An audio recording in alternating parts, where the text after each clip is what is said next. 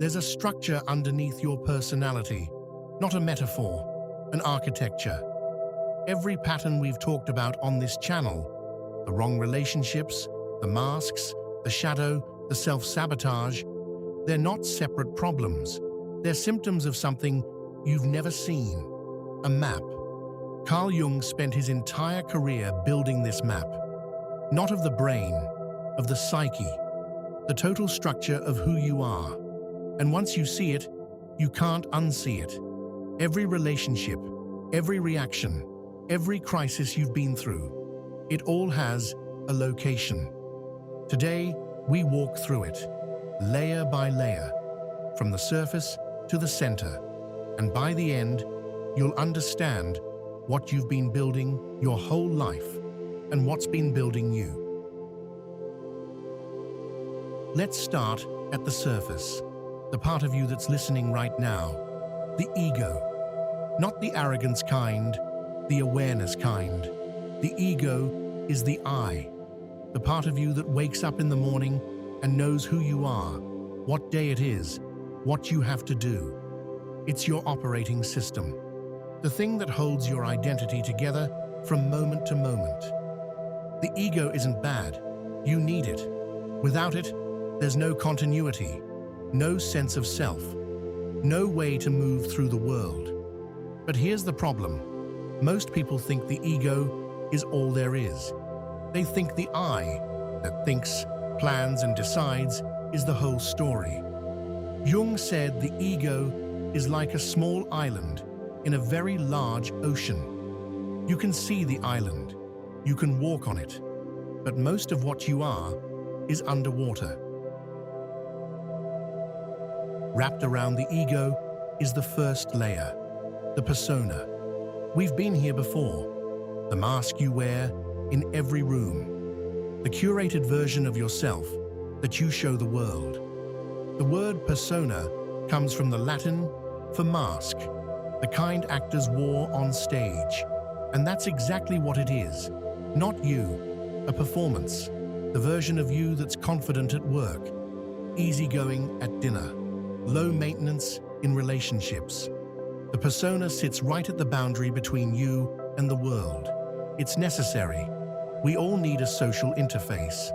But when you forget it's a mask, when you fuse with the role, that's when you start feeling hollow. That distance you feel between who you are and who people think you are, that's the gap between your ego and your persona. Now we go below the surface.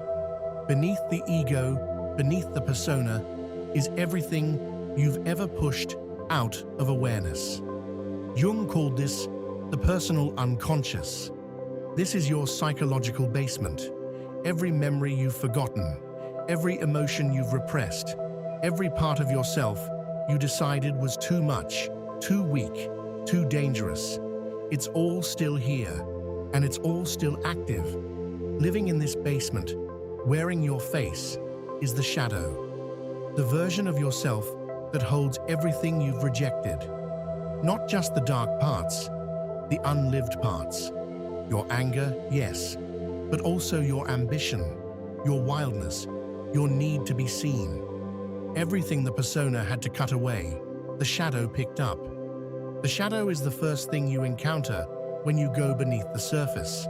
It's the gatekeeper, and most people spend their whole lives trying not to open that door. But the map doesn't end at the shadow. Most psychology stops here. Name your patterns, process your trauma, integrate your rejected parts. And that's important. But Jung said, there's something deeper, much deeper. Beneath the shadow, Jung identified something he called the anima in men, and the animus in women, the inner opposite, the part of your psyche that carries everything your gender role didn't allow. This is where it gets strange and personal. Think about the person who hit you the hardest, not the longest relationship, the most intense one, the one that felt like recognition, like you'd known them before you'd met them. Jung would say that intensity wasn't about them, it was about this. The anima, or animus, projected outward onto another person. We touched on this in the projection video. The idea that you fall in love with an image your psyche creates and wraps around the other person. The anima and animus are the source of that image. They're the template. But they're more than just a relationship pattern. The anima and animus are your bridge to the deeper psyche. When you start a real relationship with this inner figure, not through another person, but within yourself, something shifts. You stop needing other people to carry what belongs to you. This is one of the deepest stages of individuation, and it's the part most people never reach, because it requires you to stop projecting and start listening. Below everything personal, your memories, your shadow, your inner opposite, lies what Jung called the collective unconscious. This is not your unconscious. This is the unconscious, shared across humanity. The layer where the archetypes live, patterns so old they don't belong to any one person. The great mother, the wise old man, the trickster, the hero, the child. You felt these archetypes without knowing their names. Every myth you've ever been drawn to, every story that gripped you for reasons you couldn't explain. That's the collective unconscious resonating. It's why the same stories appear in every culture. The hero's journey, the descent into the underworld, the return. And at the very center of this entire structure, deeper than the ego, the persona, the shadow, the anima, the collective unconscious, sits what Jung called the self, capital S. The self is not the ego. The ego thinks it's the center. The self actually is. It's the organizing principle of the whole psyche, the thing that's trying to pull all your fragmented parts into a whole. Every crisis, every breakdown, every dark night of the soul. Jung said, that's the self, trying to get your attention, trying to move you toward wholeness. This isn't academic. This is the map that explains everything we've talked about on this channel.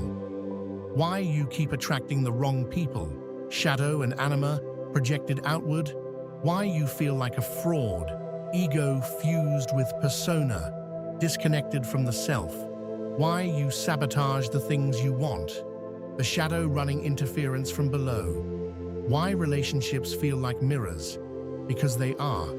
They reflect back the parts of the architecture you can't see from the inside. The map doesn't fix anything, but it shows you where you are. And once you know where you are, you can start moving. Individuation, the word Jung gave to the process of becoming whole, is not about fixing yourself. It's about meeting every layer of this map. The persona, the shadow, the anima, the self, one by one. Not to destroy them, to integrate them. Next week, we go into the shadow, but from a direction you won't expect. We're looking at the people who irritate you, the ones you judge the hardest, because the thing you can't stand in someone else is almost always the thing you won't look at in yourself. This is the depth work.